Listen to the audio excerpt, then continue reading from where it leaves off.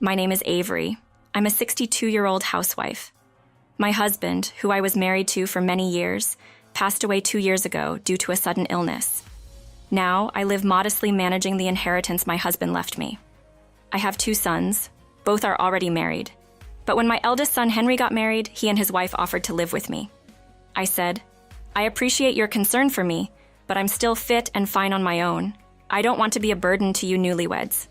But Henry insisted, "I can't bear to leave you to die alone. I'm the eldest son. Let me take care of you. Don't worry about being a nuisance." And so, we ended up living together. Henry's wife, Rhea, is so young. She's 9 years younger than Henry, only 23. At first, I worried if such a young girl could handle being a wife, but she was the one Henry chose. I found no reason to object to their marriage, so I accepted it. When we decided to live together, I asked Henry, "Is Rhea okay with living with me? Won't a young girl like her dislike living with an old woman like me?" Henry reassured me, saying, "It's fine. Rhea is kind. She'll get along with you. Besides, having you around will help us with the housework." He was adamant about us living together. I couldn't find a reason to object after hearing that. Sure, I'm getting on in years, and it's too late to start worrying when something happens. Thinking that it'd be more reassuring than living alone, I gratefully accepted Henry's proposal. After we had been living together for a while, there was a time when I asked Rhea, "Sorry to ask, but could you bring in the laundry? I'm going out to get groceries for dinner." Up until then, I hadn't often asked her for anything, but that day, I had unavoidable errands to run before shopping, so I decided to ask her. But then Rhea retorted, "Why do I have to do it? I'm busy right now, you should bring it. And before you go, shouldn't you?" She seemed busy playing a game on her smartphone. Even before that, she hadn't helped with any household chores, but I chose not to say anything out of consideration. However, seeing her just lying there playing her game that day, I said a bit more firmly, "If it's just a game, you can play it later, right? Could you please help out a bit?" Rhea, looking annoyed, grumbled, "You're always nagging. Whoever's free should do the chores, right? You could bring it in before shopping. You're really annoying." And with a glare at me, she went to the balcony to bring in the laundry. I was taken aback by her rudeness, but I thought it wouldn't do any good to say anything more and upset her further, so I left the house as it was. After that day, Rhea began to harass me. Ignoring me became a daily occurrence. When she didn't like the food I cooked, she would say to Henry, "I can't eat this. Hey, let's go out and eat, just the 2 of us." And they would go out to eat, leaving me behind. Henry did try to consider my feelings, saying, "Think about Mom too. She went through all this trouble to cook." But when Rhea was in a bad mood, all he could do was say, "Sorry, Mom, we're going to eat out today," and follow Rhea's orders. Rhea never did any housework, no matter how much I asked. Instead, she said, "You're not working, right? Aren't you ashamed to rely on Henry for everything at your age? It's normal for you to do the chores, isn't it?" She acted as if it was completely natural for me to do all the housework. Rhea accused me of not working, but she wasn't working either.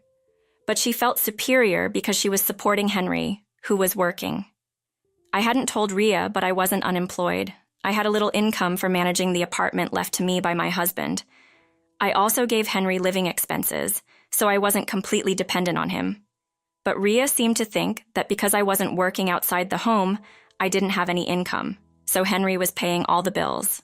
Once when I was cleaning, Rhea shouted at me, "Can't you clean a little quieter? That's noisy." I was just vacuuming normally, but Rhea was on the phone call and was complaining about me to the person on the other end, saying, "Hello, sorry about that. Yeah, it's Henry's mom. She's really noisy, isn't she? She should be able to do the housework quietly." At this point, even I was annoyed, and I told Henry about what had happened that day when he came home from work. "You know, I'm not saying you have to do everything, but Rhea, you've been absolutely no help with the housework. Not only that, but I got scolded just for vacuuming.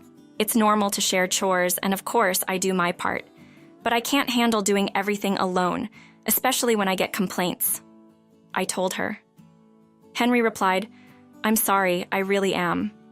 I don't think Rhea means any harm. Maybe she was just in a bad mood today. I'll tell her to help out a bit more, so please cut her some slack today."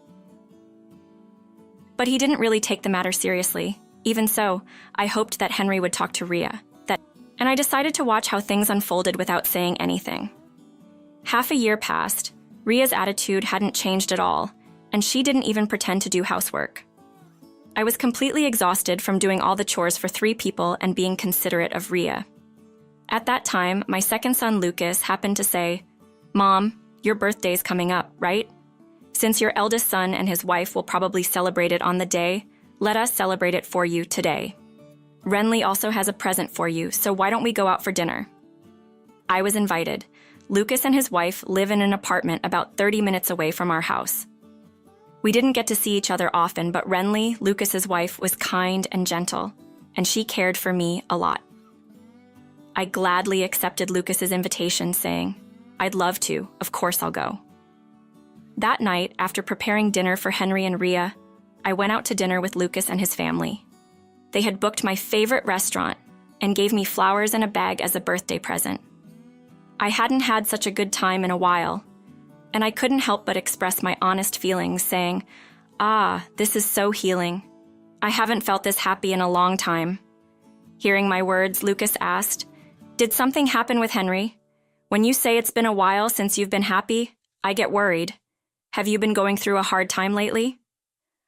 I hadn't planned to complain, but I explained that I was doing all the housework because Rhea wouldn't do any, and that I had been yelled at for being noisy and had been spoken to harshly.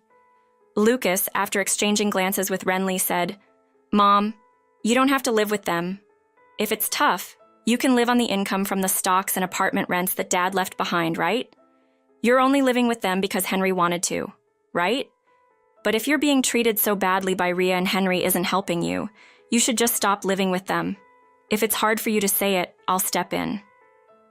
Bradley also said, "If you're lonely living alone, we can live together. I love you very much. Please don't hesitate." I was so happy I could cry. I thanked them for their words and decided to keep trying a little longer, knowing that I had allies.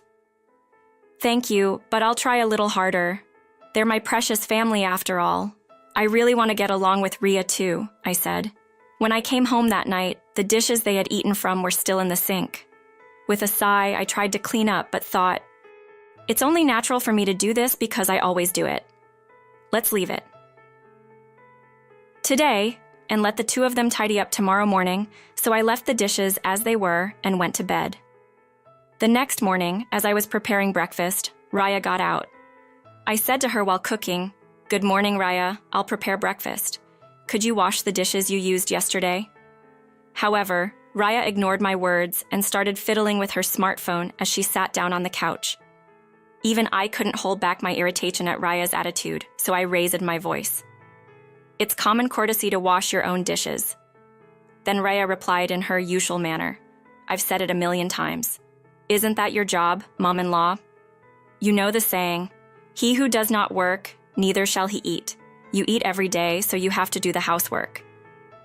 Upon hearing our exchange, Henry hurriedly shut up and asked, "What's happening this early in the morning? Are you 2 arguing?"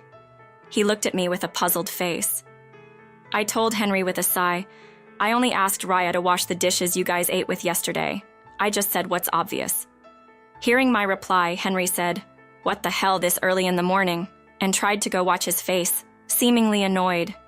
But I couldn't contain myself and snapped, "It's not about that. Every single day, I do all the housework, all of it, including yours. Do you understand how hard that is? At least you could wash your own dishes."